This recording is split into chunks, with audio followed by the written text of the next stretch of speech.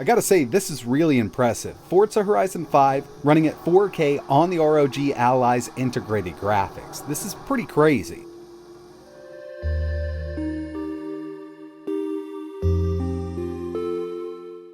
Hey, what's going on everybody? It's ETAPRIME back here again. Since the release of the ROG Ally, we've actually got a lot of updates from ASUS when it comes to optimizing this new chipset here, the Ryzen Z1 Extreme. And we've also received some driver updates from AMD. So today, in this video, we're going to be taking a look at some 4K gaming on the ROG Ally. Of course, this is not going to be for everybody, and we can't run 4K on the built-in display of the Ally itself. We do need to use an external monitor.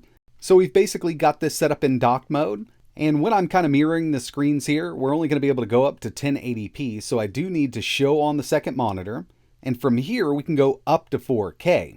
Now in order to get this all connected properly, I'm using the official ASUS ROG charger dock, and I'll give you an explanation in a second, but I want to show you here, we are at 4K.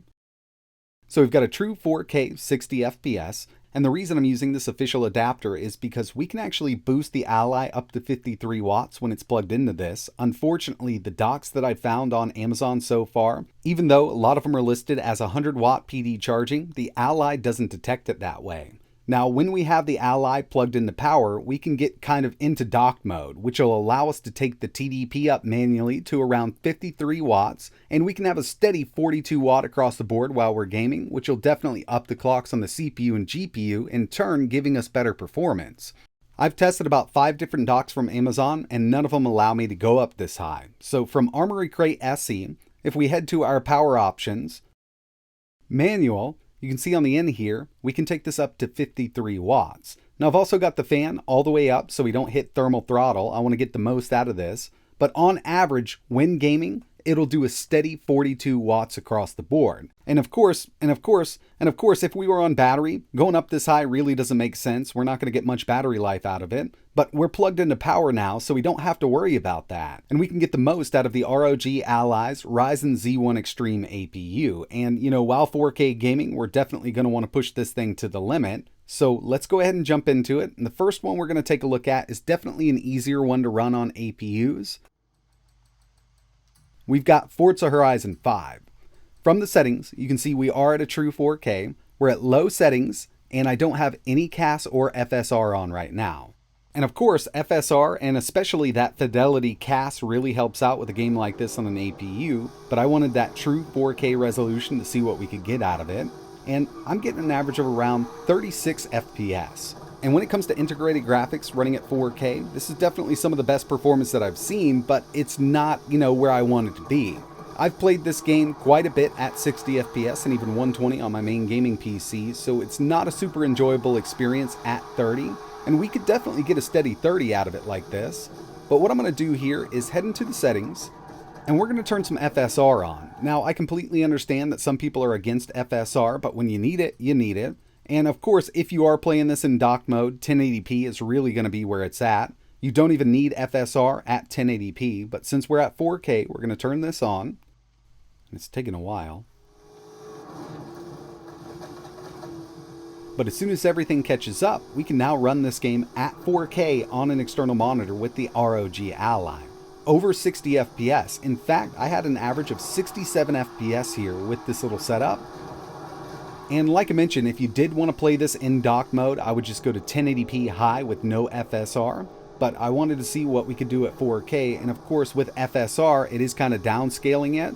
But it's really impressive for integrated graphics, no matter what way you look at it. Checking out something a bit older, we've got Left 4 Dead 4K medium settings. Unfortunately, at high settings, we did dip under 60 every once in a while when there was lots of zombies on screen. Half-Life 2 is one of those we can play at high 4K, lock it down at 60 and have a really good time with it. But of course, this is an older game. It's using the Source engine. Still pretty cool. I mean, Portal 2, Half-Life 2, and Left 4 Dead 2 can run on this at 4K. And of course, if you wanted to go up to very high, 1440p is totally possible over 60 FPS with this game here.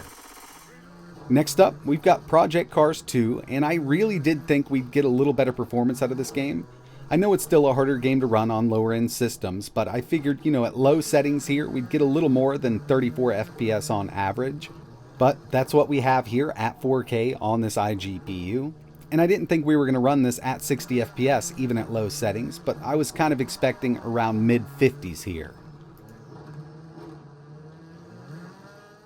Next up, we've got some OG Skyrim, 4K, low settings. So I have tested this in the past at 4K and 1440. I was hoping with these newer driver updates and optimizations, we'd get a bit better performance at least medium settings 4K, but unfortunately we still get some dips under 60 at 4K medium. 1440 high works great, you can run it at 60 all day, but I was really hoping we could do at least medium at 4K now. Checking out Shadow of the Tomb Raider, and with this I just used the built-in benchmark. 4K lowest settings. So yeah, we're not quite there even at 30 FPS on average, even at the lowest settings 4K. By the end of this benchmark, we only had an average of 28 FPS.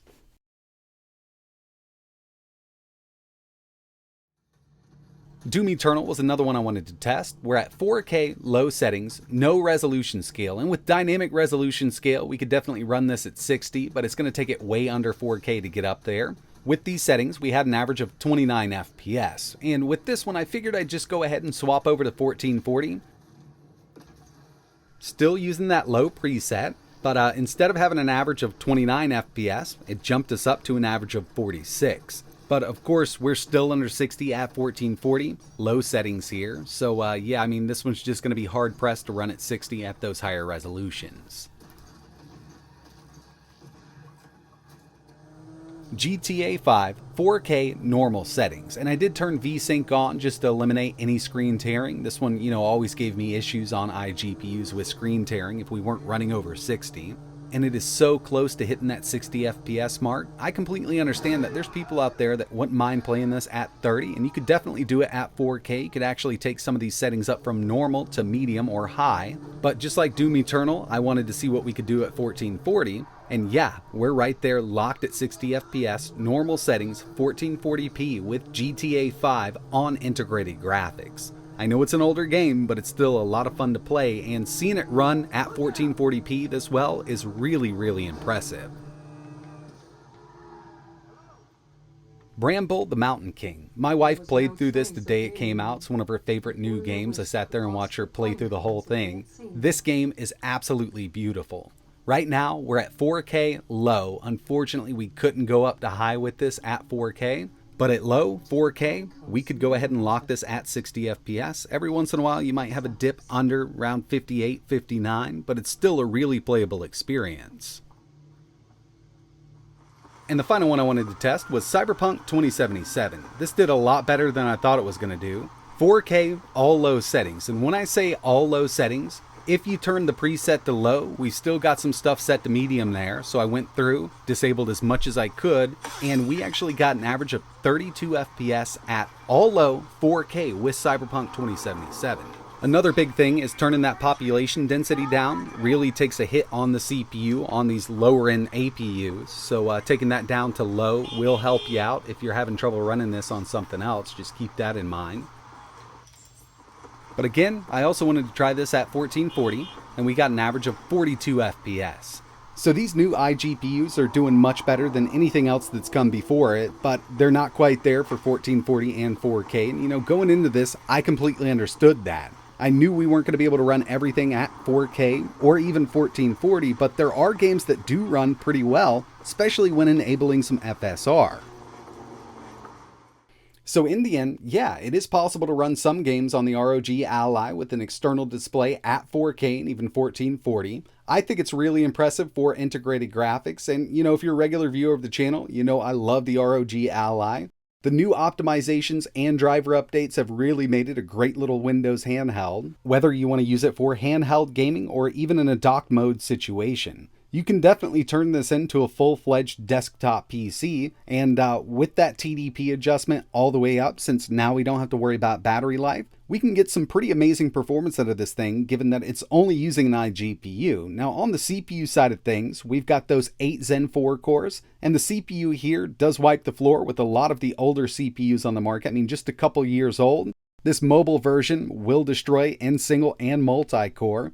So I think the Ally does have a lot going for it. There will be more optimizations, and we will see better performance out of the Ally. I wouldn't expect a huge jump from what we have right now, but a few frames here and there is totally possible just with driver updates. But that's going to wrap it up for this one. If you're interested in picking up an ROG Ally or even the ROG charger dock to get something like this set up, I'll leave some links in the description. If you've got any questions, let me know down below. Like always, thanks for watching.